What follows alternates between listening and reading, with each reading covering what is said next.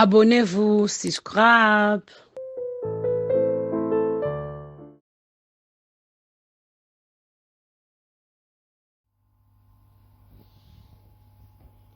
Alors bonjour, soyez les bienvenus à la chaîne Maman Lyd.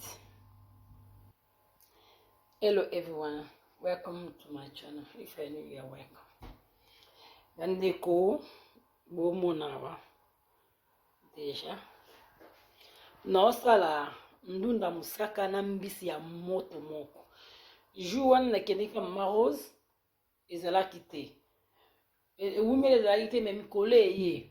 Pour ba vieux fongwami tema kona vi cesare mambezala kizala kona ba vieux ndo sala te sikonde ba vieux zongi ezonga boye et kuma koya de tena ndo sma ndunde zala kite après na kende kuna mbisa moto moko oyo ya kikini penye teka oyo ya kini oyo ya teka nezaka ya kini munde ki joue na Sabino shop ya Mama Rose na Lyd so za Lyd bokeni mbisa moto moko ye eza pe mingi na so beaucoup tango mais peut-être Mama Rose atinda musu ezawana mais zali bokende ka Mama Rose bomona mbisa moto moko wow na osala ndunda ya musaka ndunda na ngana kata ki na bomba ki bomonde na kata na bomba ki na biso na congélateur na bomba ko bonga ndunda ngami bongo sikonde ya no olamba na bimisi oyo na mona olamba yango oyo na kitu na chasse na bomba na congélateur sikona bimission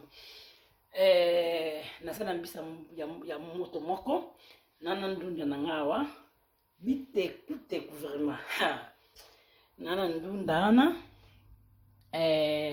nazana tomate fraîche za kapo tomate fraîche nazana tungulu moko ya munene na ndembe atubenga ciboule ndembe awa na de pilipili ya vert na ya rouge naza ana solo yes ya 11 solo na solo niveau ça peu plus kaka yo mais nana oyoyo naza na ni na ngaya wa musaka na ngati basala deja musaka ona lingango miso teblo na ngana sala na musaka na sala mi musaka na lingango mingi uta na Ghana kula ko Ghana uta na Ghana ezala kitoko mba musaka so mona olama boye bute so ndeni mais oyo za musaka mo kitoko so moni musaka oyoyo so mbo za nda vraiment kitoko batu mi pa faire ça là bikola taba moko uta na Ghana na musaka na ngawa naza gwa ba legimi awa na chaka gwa ba legimi awa naza nango naza na omomoni nini na salaki na salaki ya poussière yango ba mama koyokola osala bilo na ndako boke kuna momona vida tanga wisi na salaki tanga wisi na sala tanga wisi poussière yango na bomona na olamble bilo na sala ngamo kolela somba na lambeli ngamo na ebine na sala kango kitoko na tanga wisi na ngawa ya poudre naza na ai na pena sala ngamo ko eza pena chaîne so lingo ke mona ndingi mama dacha ke sala ai na ye mukubo mona na la stamina ngoyo ai ya poussière na sala ai na so lingo mona boke na chaîne nana ai na nazana awa muscade na mungwa na kotia na maya ndunda today I'll cook kalalu. I'll cook kalalu today. Kalalu with dry fish. This comes from my back home. Wow. Africa fish, wow. Dry fish. I have dry fish here. I have kalalu. I have here. I have palm oil. I'll cook that with palm oil. I have palm oil here. I have here simon aubergine. I got also spring onion, red pepper, green pepper. I got fresh tomatoes.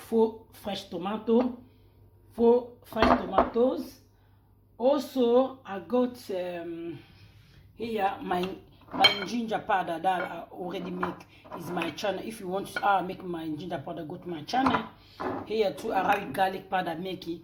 I make my own. If you know, you need to know how I make my garlic powder, go to my channel. It's already there to my channel. This one, not met. I have this salt.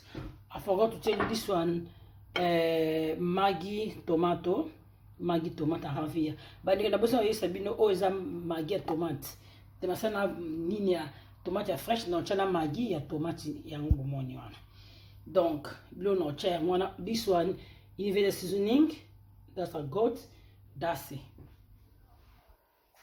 That's it. Bilo ko eza kitoko vraiment bomoni. Pour biso to liongo déjà na sabi na kuanga. Let's go next step. Tukende sepelandi. Sepelandi yango. Nazui mai na ngai ya pio. Na pompe na tia na moto. Na ocha mungwa. Na ocha mungwa. Kiawa. Après na ofongola risho na nga etoka bona ocha ndunda na nga. Gande ko mai etoki na changer nzungu. Bonjour na ocha musaka na changer nzungu. Mai na ngitoki na mai ndambu mbisi na moto moko na sokoli poso na nga linga sokola mbisi poso na. You know, this is my water already boiling. Then I need to get some water to put my fish, because I already washed my fish skin. Yango utina sokoli yango poso nango na ovacha na mai na ochama ya moto ka apwe na olongola ngo. Na chiko mwa 5 minutes ou 10 minutes awa. Apende na kolongola ngo. Yango yo na tie mwa mungwa mukie. E mukie apre na olongola ngo. Donc batala 2 minutes kamba. Mwa mukie. Apre na olongola ngo. Oya mbisa moto moso macha na monini e panzani. Na olongola ngo sikoyo. Yango yo na baloli yango boye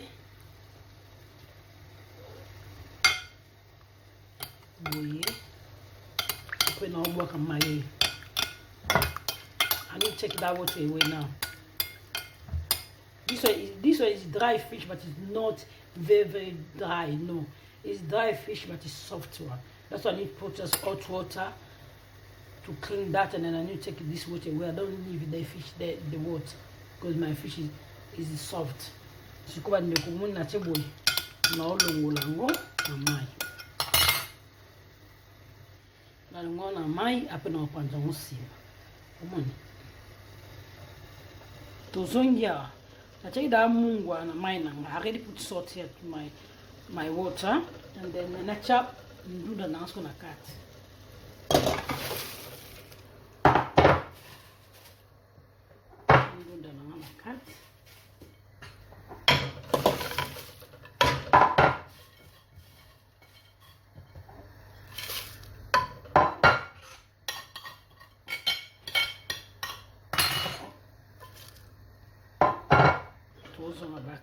Tozo maskosima. Banigo asko na chenju na ngadi bosona na ngoya na chango ekaka mayawa. Bona tia ni na ngawa. Na fongoli déjà usaka na nga. See, I put my pan to my cooker, and then I need to put my palm oil. So palm cream and put inside. I put no chop musaka na kati wana. Ndunda na ngeza na wana.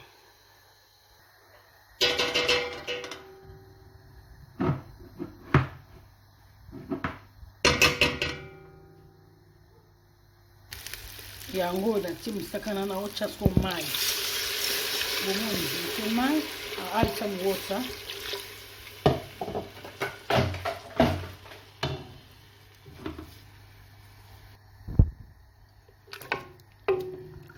Na timu mai siko na zo mélanger. Sakana na pinza na o mélanger ngobli. Ti esila, mundi da eza okanga mateme peza na klima pe mali, eza okanga na chemai. Add water. I need to leave that. I need to leave that to cook down.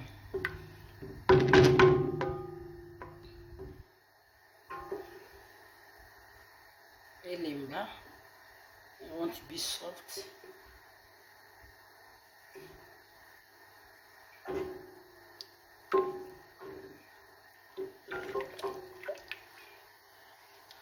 Musako bande connaissez musako za na bien. ezala na mosaka oyo sorte oyo pene nasala na mosaka ntango namekaka oyo moto aisaka namekaka oyo nakangama na mosaka ngasi mosaka eza te nasomba mosaka te ola mosaka neti biso ya kisasa pene ya na basorte wana gu mpenza mosaka vraiment banoir no mpe eza te vrai mosaka badeko so bomonaka mosaka bakoma bobozwaka ngo eza vrai mosaka nakangama so bomoni ngai na chaine nami nasalaka sota mosaka oyo ya mosaka bien binza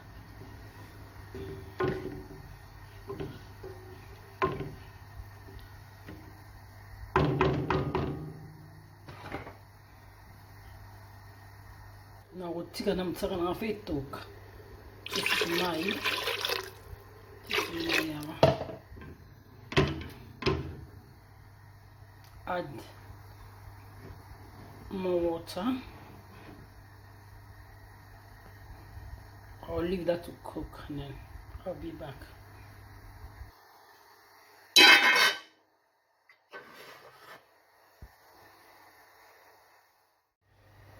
Bandeko nazongi na tiyo da 10 minutes otoka nazongi awa. Umoninge 10 minutes otoka. Kaka na tiyo eloko teka yango na yango 10 minutes otoka. Après wana I leave that 10 minutes to cook just palm cream just 10 minutes.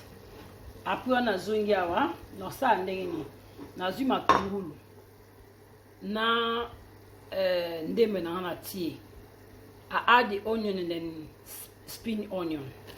I add na chango. En plus na nika ki tomate ni ngai déjà mulaisa nika tomate na na kata tomate fraîche na nika kiango. Ezali awa. Na zuli susu tomate na ngai. Moi tomate na fresh. This is my tomato fresh.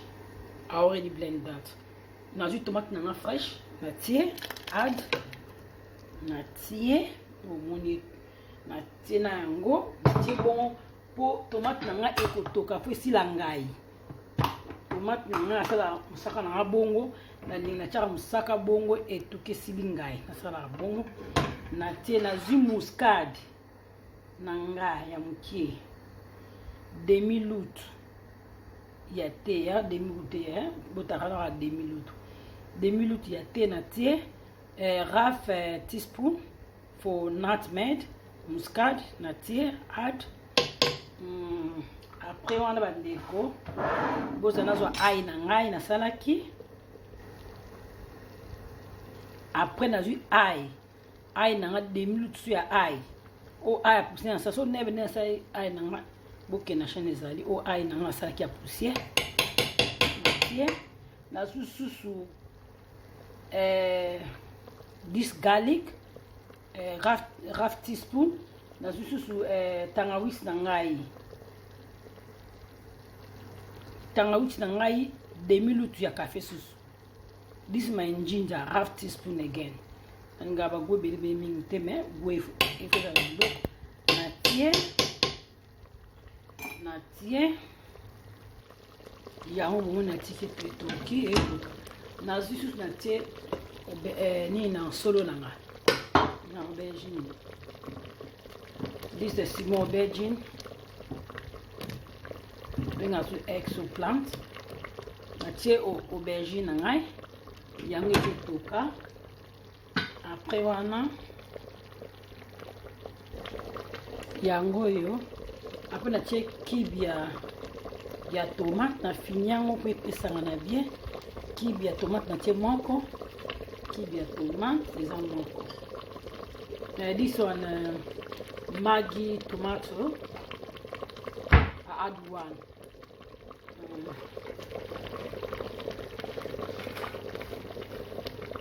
na tie lutu moko ya goût ya balégume ezalaka na mungwa tie lutu moko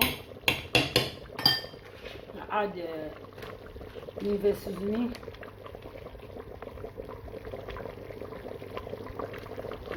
lutu nalinga goût ya balégume ezala kitoko yango na tie sikoyo na otika mbisi nanga oyo ebele awa omoni awawa na pandi biso koko na moto moko na longoli mikomi na kochonga sikoyo bomoni ngezali eza penza ya fresh na sikoyo na ma moto sikoyo na vancho na maya moto te na pandi yango bomona so bomona na pandi mwa minene mais na ochango sikoyo te bongo ba moso za minene oki imagine fini ba moso za minene na tikion ana ochango sima na pilipili na ngawa ezali awa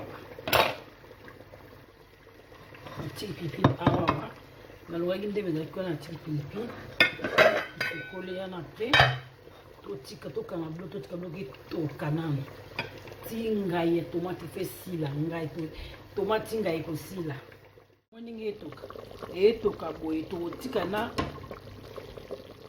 moninge etoka boye na okanga to tika tinga ye ko sila you know like this I'll leave that to cook and then after I'll be back because you know tomato sometimes when you taste tomato is sour and then I'll leave that still cook no sour in the inside my sauce because tomato and then I'll be back.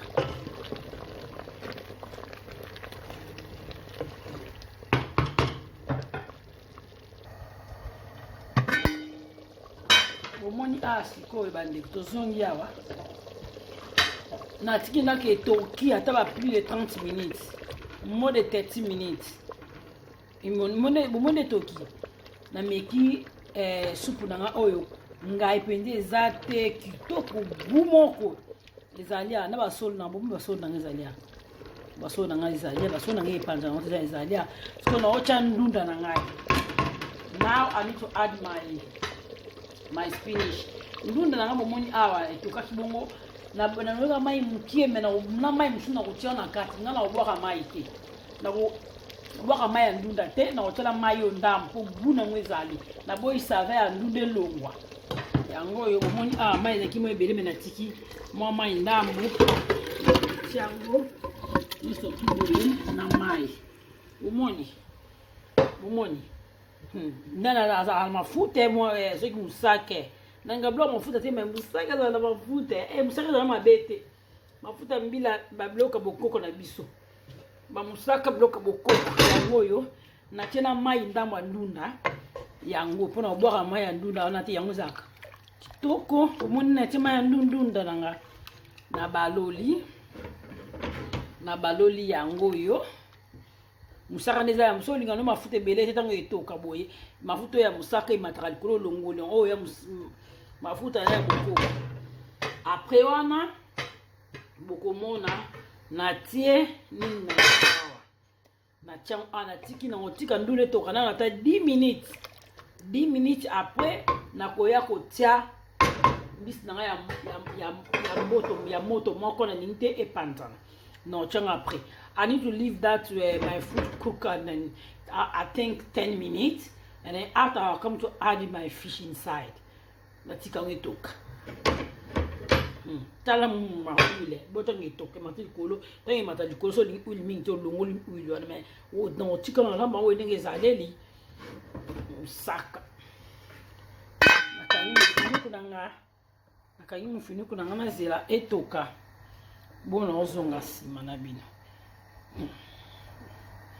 I'll come back later. I'll leave that to cook and 10 minutes I'll be back. Nozona mbone etoka kaka. Zotoka.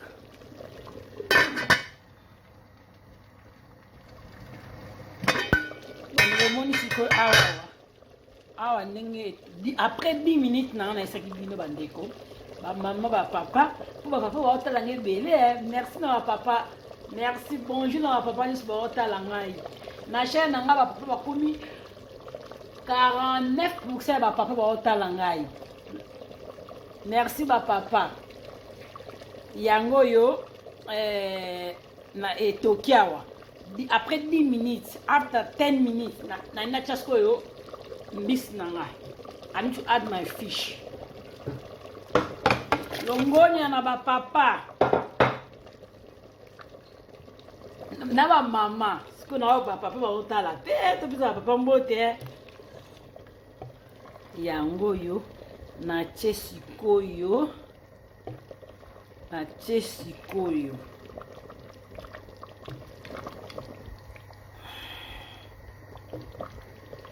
Etoka siko. Kangi siko esala musala. Now I leave that to cook again. Na chara bongo tomate nanga sileza ngai. Also ni nanga pe musaka nanga pe silaki belaki quoi. Sikota na tchendu na pe dena tokisa kiango. Na tike toka susu lisusu après na tiembisi po mbisi ya moto moko. Soki mbisi zanga ya moto moko te. Tana chaki nunda na ngai na ngachela na mbisi na ngasho ya normal. Mais za moto moko soko tiango tango tchendunda mbisi ko panza na ngai na ngate mbisi ngi panza na. Makasi te na ngambisi ngi panza na mingi te. Eza normal quoi yango wana. I add dry fish little bit late because this one dry fish is the soft one. It's not very dry. It's the dry fish but the fresh one. That's why I put little bit late because I don't want my fish, you know, come very soft. You know, that's why. Kanjango, we'll be back. Musaka ni pandanara ipasi pandanara partout lambango. Mama.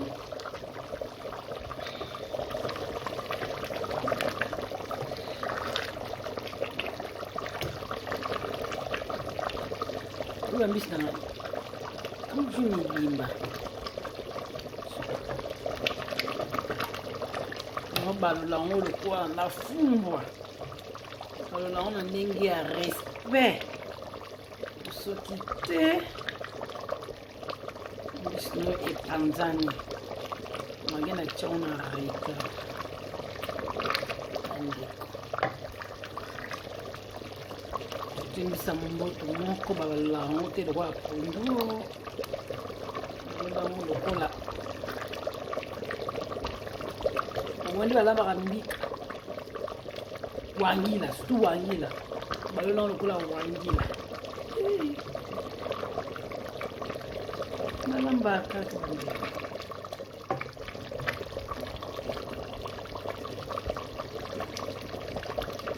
eloko na ndinga lokwa kolanda zaki na kile. Now I'll leave that to cook again and then I'll be back.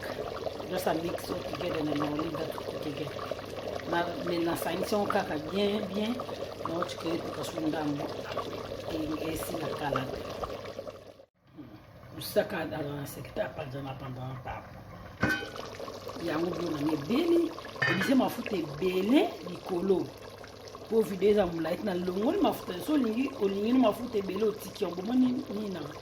Bambisi na ipanzani te. Sikomlo na ebeli bomoni mai ekiti, ebeli na kitaki moto ebeli siko. Mais bomoni bambisi za mobimba. Now my food ready finish. Voici la présentation. Oui, goûteux. Na longoli oui. Mon ebele. Na longoli ndam na ni ezele bele. Voici la présentation. So lingino oui le bele tiki na longola mo na longoli ndam. Mais tikal kaka.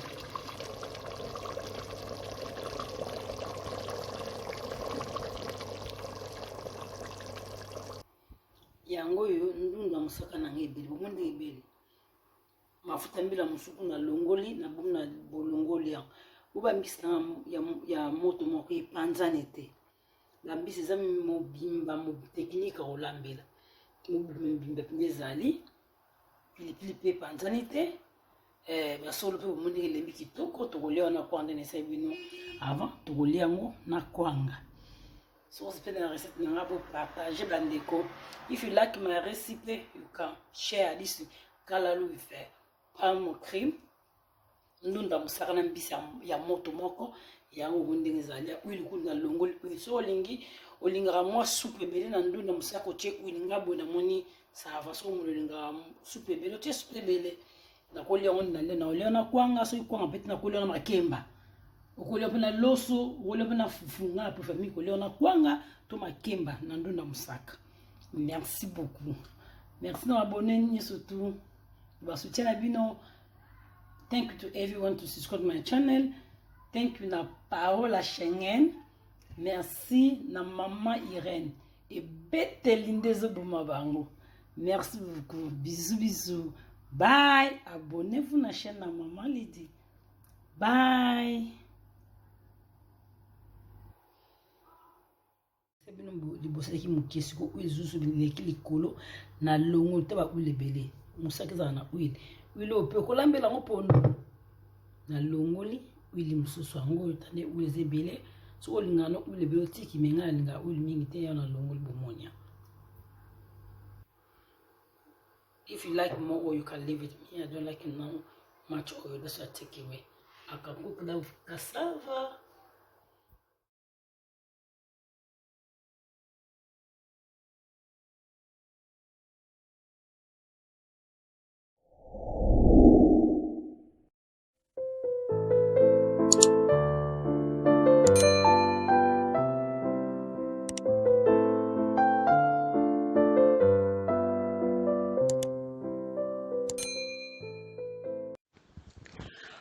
Abonnez-vous, subscribe.